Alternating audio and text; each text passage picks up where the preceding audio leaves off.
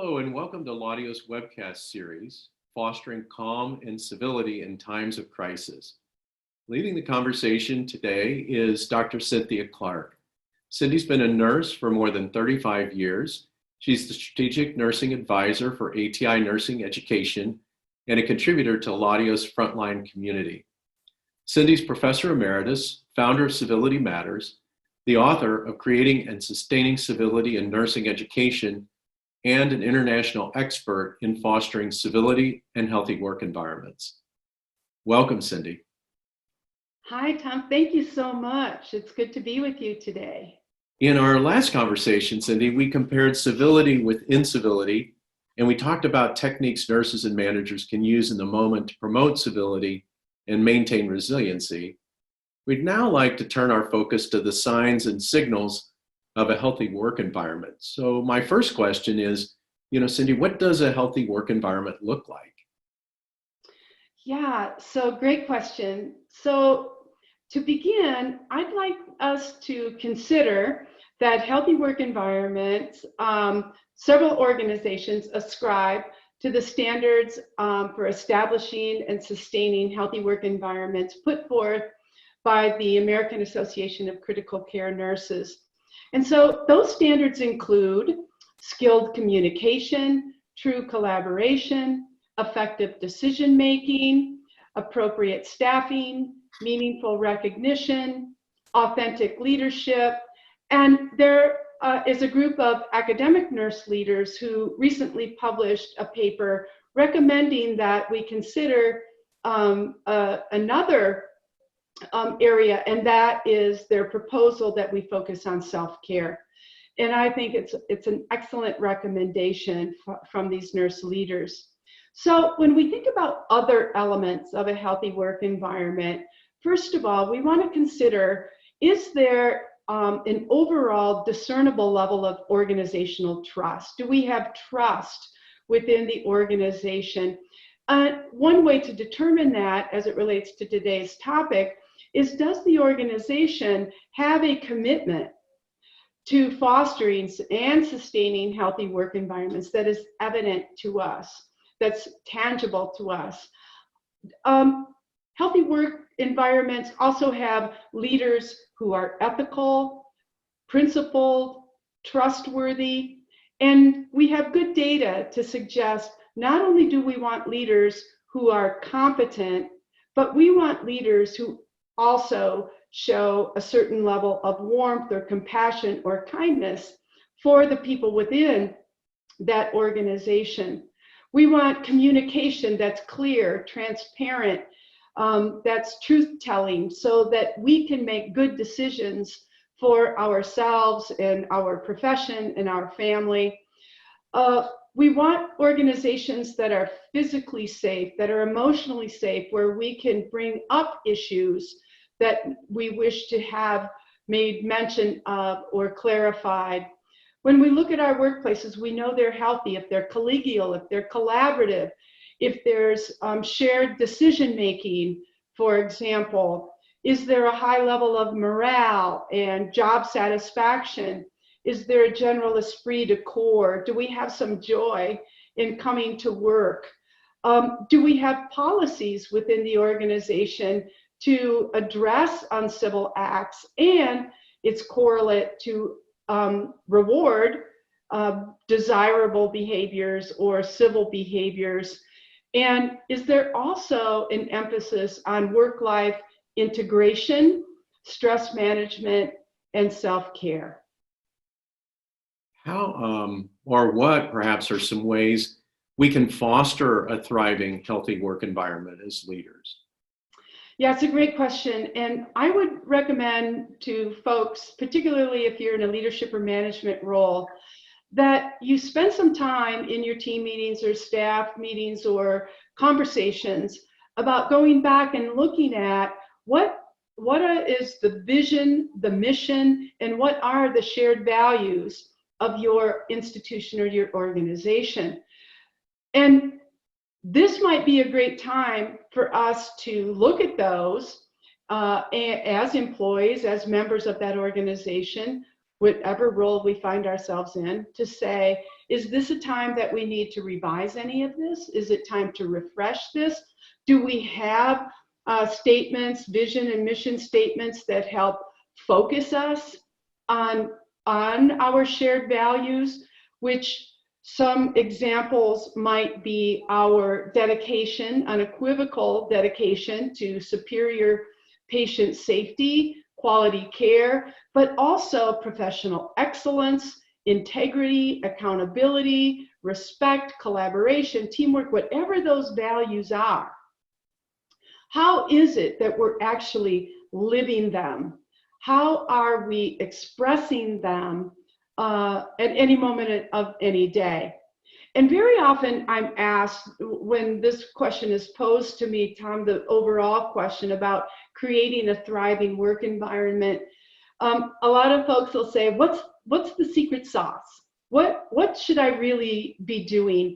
And of course, it's very complex and it gets very messy whenever you're talking about, transforming a workplace. But there are a couple of things that I would say, if you do nothing else, I would highly recommend.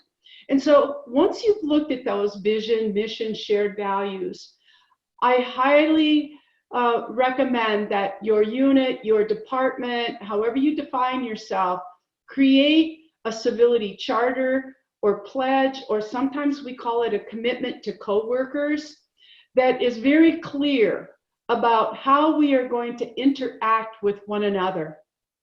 What is our pledge to one another? What is our commitment to listening, to fostering respect and teamwork?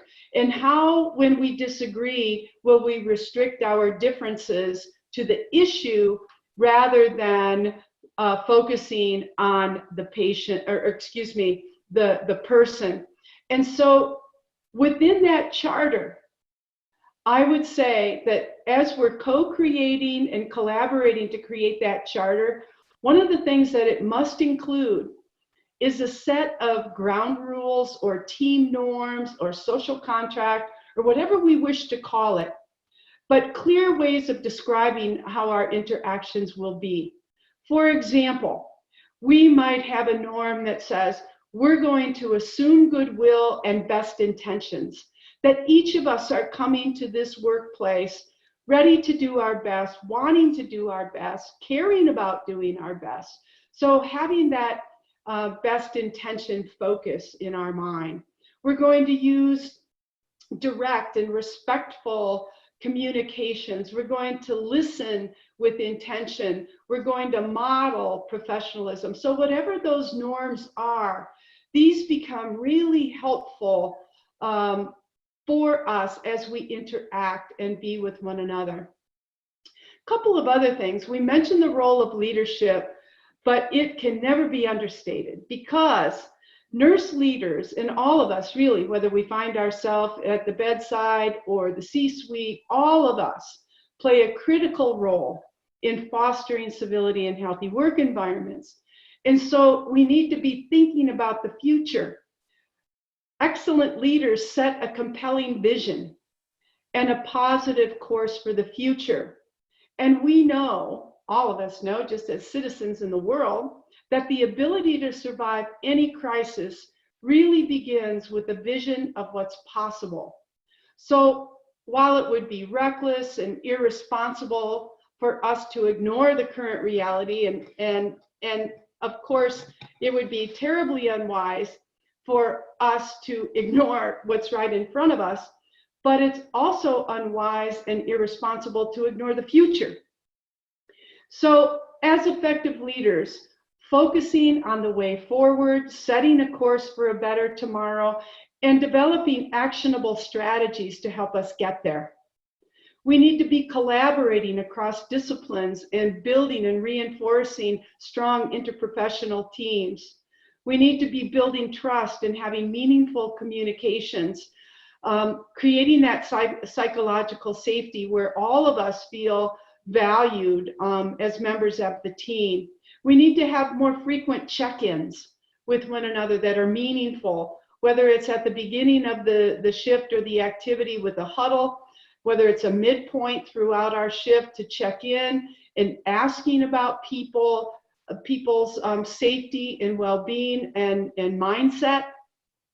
And at the end of the day, how did things go? What were our wins? What are our challenges for tomorrow? And I think as leaders within those organizations, having multiple measures and multiple methods to collect information from folks within that environment to find out what they're feeling, what their issues are, what their needs are, and then acting on that, taking action based on that feedback that is visible and tangible. And so I think we also during this time need to be providing support and resources, meaningful recognition. And I want to close this question with a couple of other thoughts. I often used to ask, and when I worked as a professor, I would often ask my students when I was teaching leadership in healthcare, and also have asked our own children, my own children, what is the footprint you wish to leave? Because whatever footprint we leave, it will be memorable, it will be indelible. And so we need to think about asking ourselves, how do I want to be remembered during this pandemic and after? How do I want others to define me and what my role was and what my contribution was? And one of my favorite authors in organizational leadership is John Maxwell. And he said this, and maybe you've heard this quote, "When we die, they will summarize our entire life in one sentence and carve it into a piece of stone." And Maxwell asks each of us, what do you want that sentence to read? So I would really think deliberately about what is that footprint? What is that sentence that matters to you? And the art and science of communication also is important. These are skills that need to be honed and mastered, and they are difficult. And some people call them soft skills, and I think that's so erroneous because they are some of the most difficult skills because every encounter is different, the environment's different, the people involved are different, it's a different context, it's a different tone, it's a different delivery.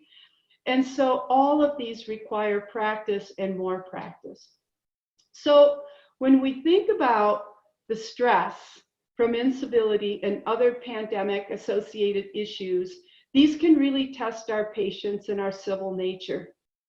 So we need to be mindful about how we're relating and interacting, how we use supportive language that validates and affirms and supports and encourages. Because I believe doing that can make the difference between whether or not we build and foster relationships versus fracturing relationships. Great. Thanks so much for your guidance today, Cindy. Next time, we'll talk about how managers can coach the practice of civility with their teams.